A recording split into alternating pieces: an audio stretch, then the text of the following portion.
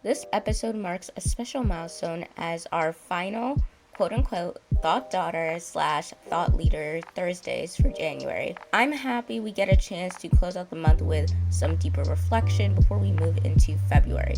I wanted to make this episode count to really sit with the ideas that have been swirling around as we navigate these early weeks of the year.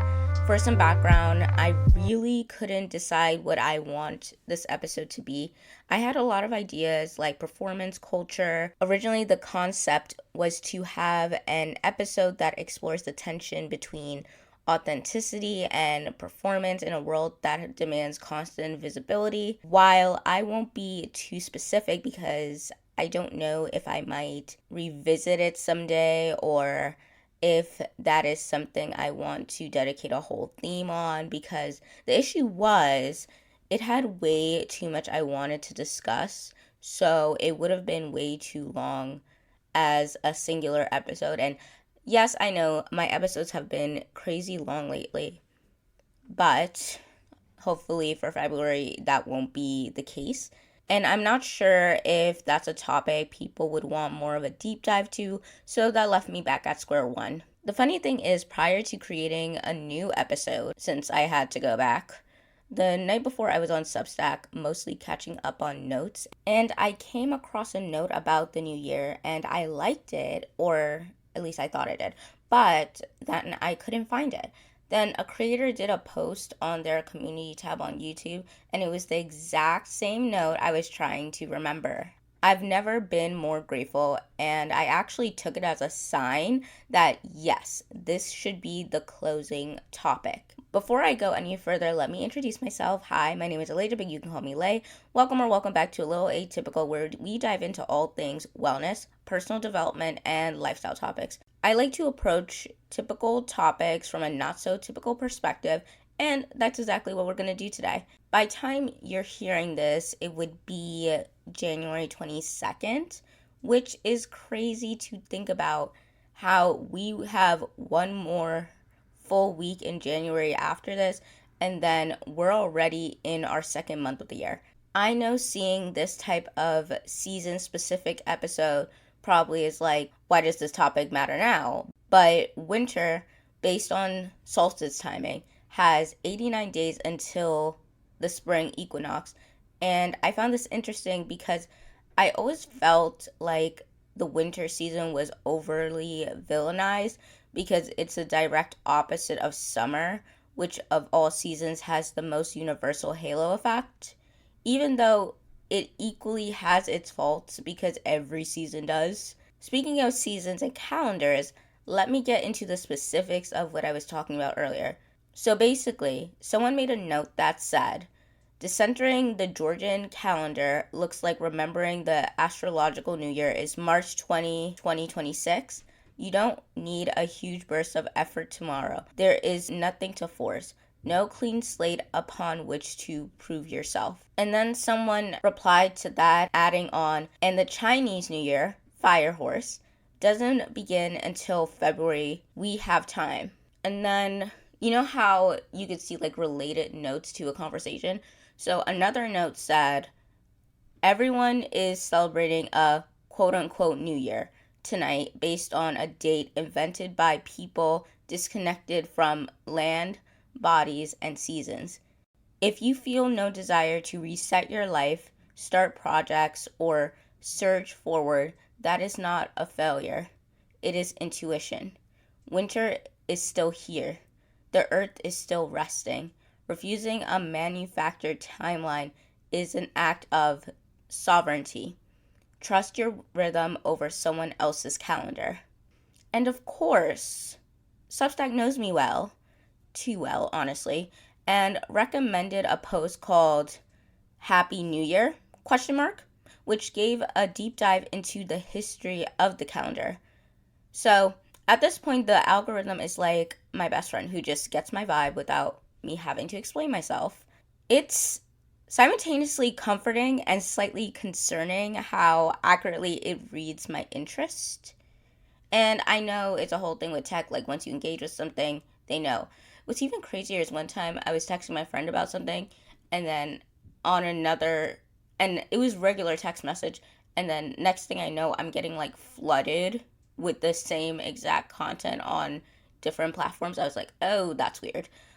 Anyways, I would rather get content about that instead of it being sold stuff I don't need. The article really stood out to me because I know about people's belief of the new year and how many believe it should start with the Aries new moon of the year, but I don't think I knew about how the calendar actually came to be. The article explained nearly all Asian calendars. The first Roman calendar started on the spring equinox, obviously is approximately March 21st. The first 4 months were named after gods: Martius, Aprilis, Maius, and Junus, while the next six were simply numbered. So Quintilius, Sextilius, September, October, November, December. This 10-month calendar, which Romans contributed to their legendary founder Romulus, comprised a year of only 304 days. Which fascinated me most was that 61-day gap in the dead of winter had no name. The days were not marked. The world was considered quote unquote dead. In fact, it belonged to the dead, according to the article. It wasn't until Roman King Numa Populus from 715 to 673 BCE that changes were made to address this gap. The article explains the full history very well, and I'm going to try to link it, but all of this got me thinking about winter, the societal perception, and my personal perception of winter. So before I get to yapping, I just want to be clear this energy isn't necessarily like rushing energy or having to hit the ground running, but what I will say is starting things in the winter is personally aligned for me. To understand why I'm naturally drawn to starting things in winter, I need to talk about astrology. And like I said, if that's not your thing, feel free to skip ahead, but it's a big part of my reasoning. So, the last moon of December are typically in the signs of Sagittarius or Capricorn if the last moon is a new moon, or Gemini or Cancer if it's a full moon. In the case of 2025, the year ended with a new moon in Sagittarius. I believe it was the 19th or 20th, depending on where you were. And 2026 is so interesting because we started with a full moon in Cancer on January 3rd. And at the end of 2026, I believe on December 23rd or 24th, depending on time zone, of course, we'll have a full moon in Cancer again to close out the year. So these four signs are significant to me, even though I am a Libra sun and have two other placements in that sign in Western astrology. I am a Cancer rising and I have my moon in Mars in Capricorn. In Vedic astrology, I stay a Libra sun, but my rising switches to Gemini and my moon sign changes to Sagittarius. In the case of Western astrology, in November, December, and January, it's like my 12th house, 6th house, 1st house, and 7th house are being highlighted. The 12th house is about spirituality, reflection, and subconscious patterns. It's a time when I'm naturally introspective and processing the past year. The 6th house rules over daily routines, health, and systems, which explains why I feel pulled to refine my habits and create structures during that time of year. The 1st house is all about self identity and new beginnings, so it makes sense that I feel it's rebrand season. And the 7th house focuses on partnerships and how I show up in relation to others, which influences how I think about my goals in the context of my connections, collaborations, friendships, like just all those things. But if it's from a Vedic astrology, it would probably be my 1st house, 2nd house, 7th house, and 8th house being activated. The 1st house, again, being about self and identity. 2nd house would be about resources, values, and what I'm building. So I'm thinking about what I want to cultivate and invest in. The seventh house, again, relationships and partnerships. And eighth house is all about transformation, shared resources, and deep psychological work. It's intense, but it's also where most shifts happen. Either way, if you know the themes of the houses, you'll get why I have this energy towards winter. And honestly, after the Taurus moon or Scorpio moon, mentally I'm so checked out from the year. In my head, the year is done. It's rebrand time. It's a time when I'm deeply reflective, a time I have the most creative project ideas. Again, in Western, I would be a fifth house Scorpio. So let me add that there. Just in general, I'm thinking about how to execute those creative projects. I think about what will elevate my life at this point the most. And in a way, I go into this mental state where I get very hyperfixated. That is why in more recent years, I have been more vigilant of my tendencies, because that burst of energy can burn out as fast as it comes. Now, I want to be transparent about something else. February as a month typically is harder for me. And I have a theory in terms of Western astrology. I usually have transits happening in my second and eighth house during February. And the reason I say this is because August typically mirrors my experience in February, and I notice similar patterns during both months. March just feels late for me to work on goals, because by March, I want answers and confirmation for what will happen in the remainder of spring and summer months. If you have a lot of goals that aren't completely reliant on you, like applying for opportunities, waiting for responses, needing to get certain responses, you understand why I would say the timing of waiting for the astrological new year just wouldn't work for me. Which brings me to another important point about timing, which is some goals have time cycles that require a winter start. I want to talk about how winter work consistently shows results in summer. Like, there's a pattern I've noticed that anything I do in the winter, the results always show up in the summer months. And that shifts my entire experience. It's like there's this invisible thread, the invisible string theory? Yeah, it's like that, connecting my winter efforts to my summer outcomes. And also, because of certain goals you may have to kickstart in the winter. For example, January and February typically have so many opportunities for career advancement that either begin in the spring or summer. Some opportunities are timely, and if you want specific experiences during the social high time, i.e., summer, you can reverse engineer to know what you'll have to do 3 to 6 months prior. And let me be clear about career goals specifically.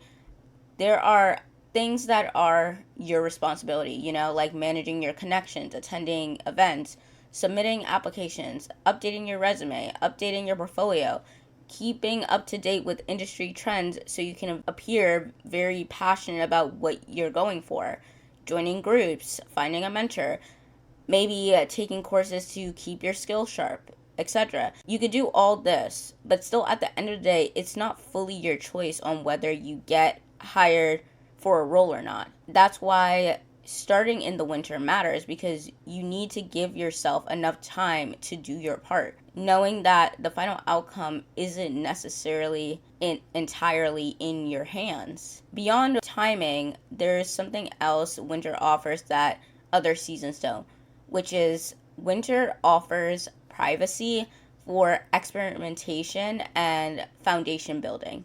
So let me give you another example. If your goal is health related and you have awareness that your issue isn't so much exercise, because you can do daily movement and balance a few days of strength training with things like walking, Pilates/yoga, cycling, whatever. But your biggest problem is food.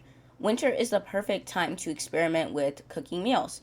It's less social and you're home anyways. Those longer nights can mean maybe during dinner you prep breakfast and lunch for the next day.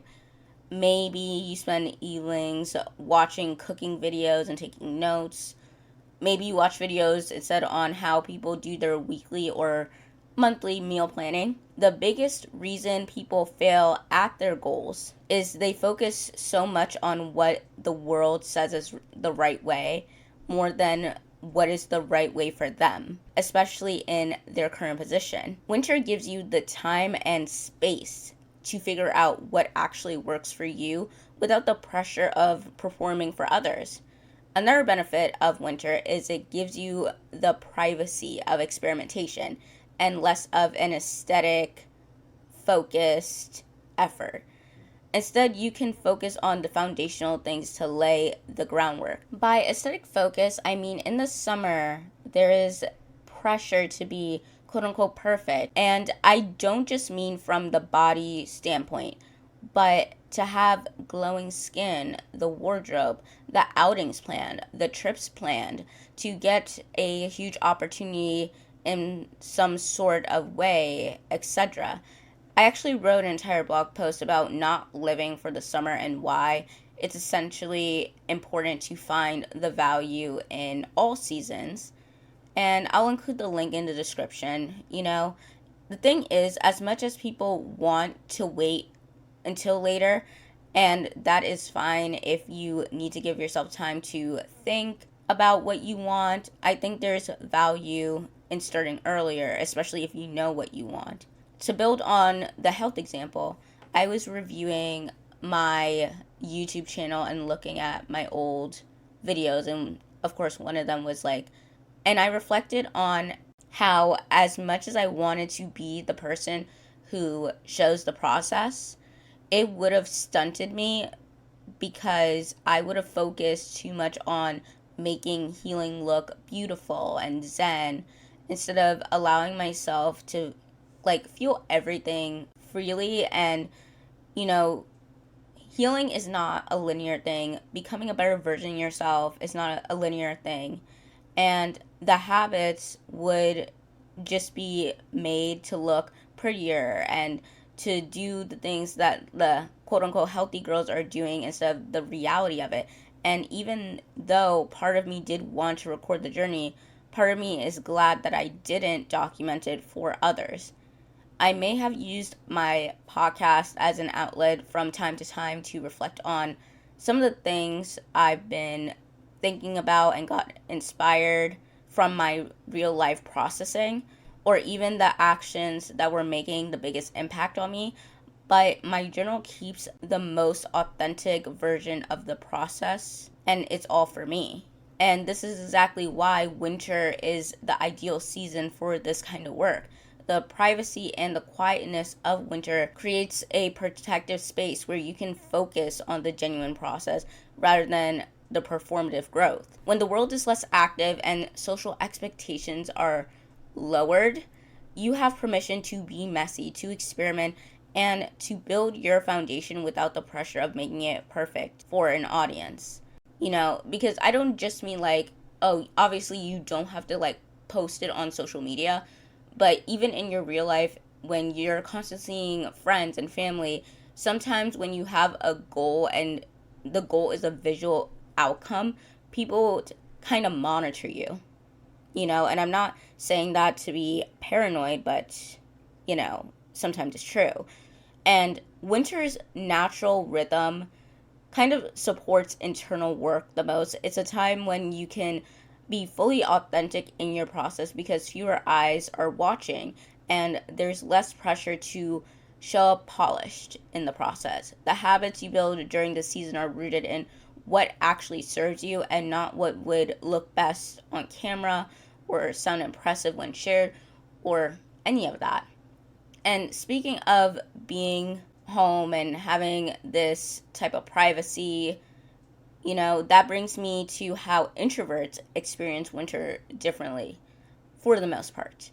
Thinking about it, introverts thrive in the winter because for introverts, winter brings exactly what we need to thrive the most. Late fall and early winter can be a lot socially, and society still is weird about people being more to themselves because in some people's minds they find them to be rude because they don't always want to engage unwilling to participate, or they're hiding something or gatekeeping something, being judgmental, and so much more stereotypes, which is odd because I think it really stems from people wanting to be in the knowing and certain of people around them. But because someone doesn't willingly share about themselves, they perceive it as threatening. And that's when people make up stories about you to fit their beliefs and narratives. Introverts love being home, and are never bored or lacking things to do because our homes are very curated with all of our interests. Speaking for myself, I have empty sketchbooks, books with instructions on drawing. I have adult coloring books, markers, color pencils, crayons, crochet needles, a sewing machine, like those little hand sewing kits, a puzzle set, a candle making set, a soap making set, bracelet making stuff, a walking pad, a Kindle, many physical books, a stepper machine, Lego sets, many old game consoles like Wii U, and my DS and DSi, and the big three of brain games, which is Sudoku, word search, and crossword. So being home gives me the opportunity to start or revisit these things. And I think recognizing that if you allow yourself to start something in the winter, it can give you insight on things you want to advance in throughout the year. Introverts don't need a lot of rest in the winter months. Maybe a week or two after the festivities, but then for the winter, it's like the most energizing time to capitalize on. I also believe people who are traditional night owls can feel more energized because the day is shorter and the night starts earlier. This probably is best for people who love the ambiance of the nighttime. Now, all of this might sound like a lot, starting winter, having the right timing, finding privacy to experiment, but I'll be honest, here's what actually makes it work. Having systems makes winter starts feel natural. When you have systems and not just following other people's ideas, starting something in the winter isn't this big thing. This partially has to do with the astrology reasoning because I did want my start to align with the new moon in Capricorn because it feels significant to me. Since, again, natally a Capricorn moon, Capricorn Mars, and on top of that, Capricorn represents the long term vision. But what really allowed me to start in the winter months is I had an interest with goal setting since 2022. Like even technically before that, but specifically 2022, I tried the 12-week year and it kind of didn't resonate with me. And I read a lunar living book and it took designing Notion templates to copy from every year that held me the most accountable to implementing. So in 2025, the system I developed had a few kinks because I noticed my personal disengagement points because I was still pretty much working with the traditional 12-week year. And I considered that when doing my goal planning. I also realized it was too overwhelming changing goals, and since themes worked so well with my content creation, I chose 3 themes and kind of did a mind map on ways I can contribute it at different points of the year. However, all these little things that allowed me to think about what I want in the year wasn't this stressful, quote unquote, I gotta do my big one, all or nothing mindset. It was gradual through reflection and giving myself some time to rest up, wrap up timely ideas, and not rush my planning phase. That allowed my start in January to feel so aligned, even though technically it wasn't January 1st, but technically it was still winter, not spring or any other traditional example of a starting point. So even for myself, I technically started my goal strategy after mid-January because I did want to, like I said, align it with the Capricorn new moon. But I also wanted to make sure that my execution plan was best suited for me. And I also wanted to wrap up projects that I needed or I desired to complete in January. I think what makes a difference is if you have a system already, you kind of just apply it to the new things, you know? I have been fine tuning my system for years, and it took until 2025 to really feel like what I'm doing works for me. And when I do actions in the winter, it never feels like this intensity anymore because I've worked through my relationship with the all or nothing mindset for a long time. I've been working on faith and just redefining what work and effort means to me clearly. So, the verdict: winter starts work, but only when they're yours. I get why people might not want to start things in the winter. The article I mentioned earlier talked about how our calendar is kind of random. January 1st as a start date is fairly new. That didn't really match up with the natural cycles, you know? And knowing this history helps explain why starting in the winter can feel wrong for a lot of people. The holidays are tiring, the weather can, drain your energy, and there's just this pressure that says if you're starting something, it has to be January 1st. A date that, as the article explained, was picked more for who knows what reasons, impractical reasons. But for some people, winter really is just a time to rest and recharge, and that's okay.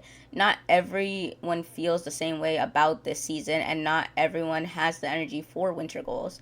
Like the article's look at the calendar history actually shows us we don't have to follow conventional timing.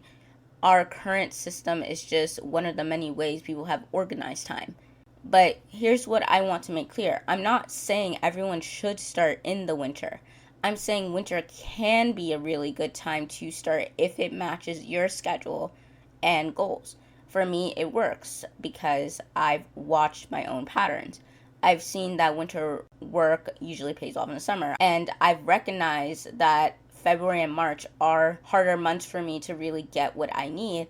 The key word here is choice. You don't have to start on January 1st. You don't have to wait for spring. You don't have to follow the Lunar New Year. What matters is finding what works for you, whether it's based on your schedule, your energy levels, your work life, your situation, or just when you feel ready. Although, one thing I will say is sometimes you can't wait to feel ready, that you just have to decide to be. Knowing this frees us from thinking there's one right starting point. If the calendar itself is something humans made up and changed over time, then we can make up our own meaningful starting points. I picked what worked for me with my schedule and personal preferences. It made my actions feel more intentional and energizing, but someone else might feel that same motivation starting on their birthday, or on the first day of their favorite season, or on a random Tuesday, you know, like in October is when they feel expired. I don't know. And that's great because that's what makes it last. So what I'm really saying is you have permission to start when it feels right for you, not when others tell you to. Permission to notice that some seasons might work better for your goals than others. Permission to build habits that fit your life instead of fighting against it. And permission to see that winter has some advantages, less social pressure, more privacy, good timing for certain goals, without making it a strict rule everyone has to follow. So if winter works for you, use it. If it doesn't, that's fine too. But don't let anyone tell you that there's only one right time to start something important to you. Your timing is valid, your pace is valid, and your personal starting point, whenever that is exactly where you need to begin. And speaking of timing and personal journeys, this connects to something I'll be exploring in February. Next month's theme is being a late bloomer. And I want to be clear that it's not just about being a late bloomer in dating. I'm thinking about this across all categories of life: career, personal development, creativity, and more. The idea of starting quote unquote late or on your own timeline really ties into everything we've talked about today. So be sure to come back in February for those conversations. Also, starting in February, we'll be back to posting episodes only on Mondays, so make sure to follow the podcast to stay up to date about new releases. That pretty much wraps up today's episode. Thank you so much for listening. Before I go, I have quick updates to share, and I'll close with a card pull. I'm not doing the usual currently format today, but I hope you'll still stick around until the end. Quick updates.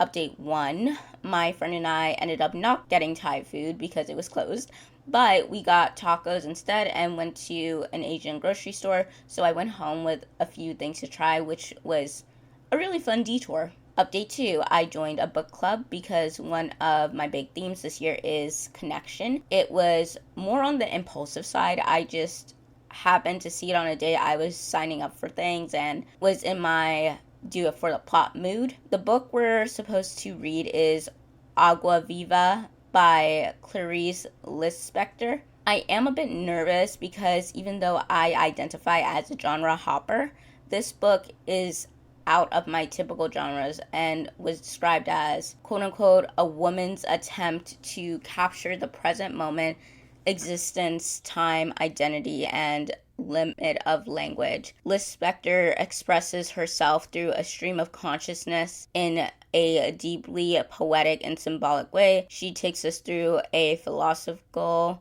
journey into the core of consciousness. Now, I am open to it, but I also sometimes worry about engaging with books on these topics because while I'm sure it is different, two books I didn't personally enjoy were The Alchemist and The Midnight Library, and those books were very highly recommended by multiple people. And I don't necessarily want to say why, because I can acknowledge during those times of reading those books, I was not in the best headspace. I think I read them in 2023/2024, and if I'm correct, that would influence my perspective. So I'm thinking because I feel a lot better than I did then, I might enjoy this one. And honestly, I probably should revisit those books and give them more of a fair chance. But anyways, now it's time for the card pull. If card readings are not your thing or not something you personally align with, but you still like other aspects of my content, thank you for listening this far. However, since I'm planning to use the self-care oracle to end off, I think it is okay to have an activity suggestion. But either way, if it's not for you, be sure to come back in February for our late bloomer session and follow the podcast to stay updated about new releases. For this episode, we got 41, which is positive affirmations. Mantra: I speak to myself with love and compassion and extend it to all those I meet. Love yourself and speak to yourself as if you are the love of your life. Write yourself a love letter, witness your beauty in the mirror, and acknowledge it out loud. Or take note of positive compliments you've received in recent times. Use these beautiful words to create affirmations that support and uplift you. Make speaking to yourself with love a daily practice. This practice requires a deep level of compassion for yourself, and keeping your internal dialogue positive can be challenging at times. Set up your phone background with a positive quote or inspirational message. Write empowering statements on sticky notes and put them around your house. Before you know it, everything around you will be reflecting this positive vibration. Say sweet things to others. Share heartfelt compliments with your friends and family. As you infuse yourself with love through positive affirmation, you radiate positivity out into the world and receive more love and positivity in return. Journal prompt: what thought patterns are preventing you from being positive at all times when speaking to yourself? This card feels perfect whether you're starting your goals in winter or waiting for a later season that feels right for you. Positive affirmations are a gentle action that still counts as meaningful progress, reminding us that not every step forward has to be intense or dramatic. At the end of the day, mindset is the root of success. How you speak to yourself shapes how you show up for your goals, no matter when you choose to begin. And that's all for today. Thank you so much for tuning into today's episode of A Little Atypical. If you found this helpful, don't forget to subscribe and share with someone who might need to hear this message. Remember to view the description box where you can find important links, such as the one to my website where there is so much more bonus content, and also the one to my Substack where I am hopefully posting more this year. So until next time, have a good day, evening, or night, and stay authentically atypical. XO, my loves. Okay, bye!